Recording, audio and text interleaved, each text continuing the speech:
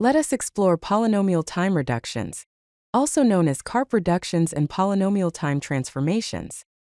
We'll understand how these reductions are crucial in classifying the difficulty of computational problems. So, what exactly is a reduction? A reduction transforms one problem into another. This allows us to solve the first problem by using a solution to the second.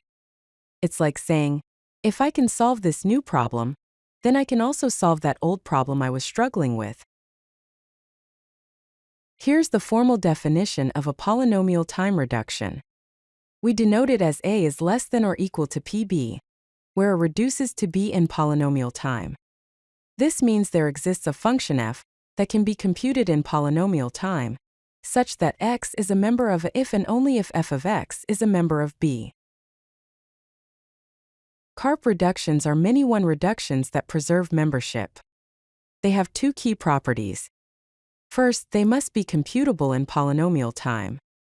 Second, they must be a total function, meaning they are defined for all possible inputs. Polynomial time reductions have two important properties. First, they are reflexive, meaning a problem A is always reducible to itself. Second, they are transitive. That is, if A is reducible to B and B is reducible to C, then A is reducible to C. A classic example of a polynomial time reduction is the reduction of 3SAT, denoted as 3S T, to CLIQUE. In this reduction, a 3SAT formula is transformed into a graph. A satisfying assignment for the formula exists if and only if the graph contains a maximum clique.